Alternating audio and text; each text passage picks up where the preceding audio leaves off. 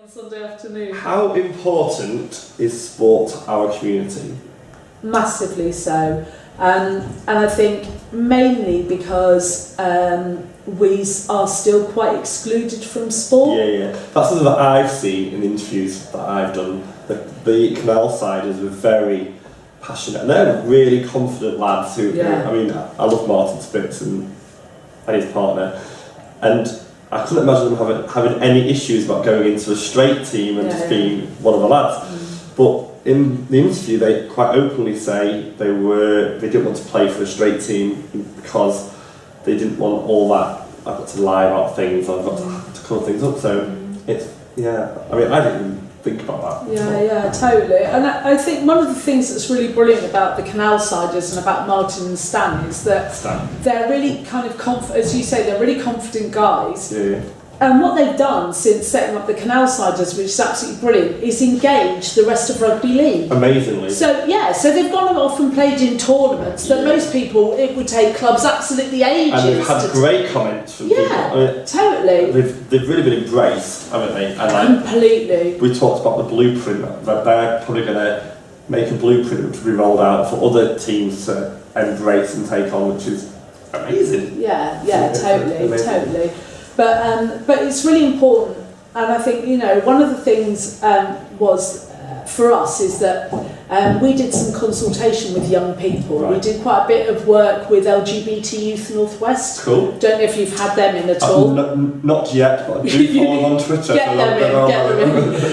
Anyway, so we've done quite a lot of work with them over the years, and one of the things that we found out through consulting with young people up here and also in London, we did some consultation with young people in London last year as well, is that for young LGBT people, school sport is still, on the whole, a really negative experience. The worst experience of your life. Yeah, totally. Especially if you're a boy or girl who carries it off and goes through their school life incognito.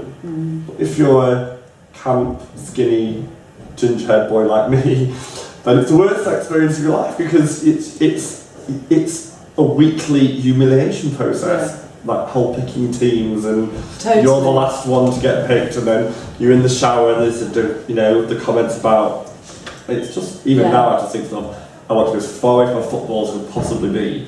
Totally. But then suddenly when you're an adult, it seems that with our teams and our community, you can embrace, if you did have a passion for it, I never had a passion for it, it's not, the desire to run on a pitch in shorts does nothing for me at all. So it's not, and I come from a really sporty family, so it's not, it's not, I just didn't want to do it. But I think the school thing puts you off. Yeah, for life. Totally. And if you ask most people like, my age, so in their 40s, they would say that.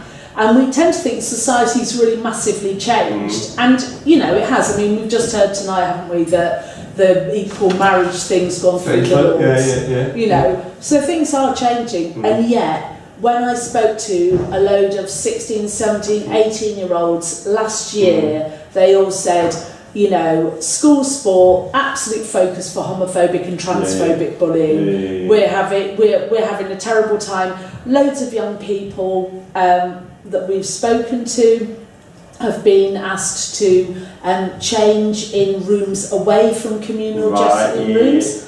And that's not just to do with the way, that's not just about gender, that's also about sexual orientation and about teachers not knowing what to do with gay kids. It's true. I mean,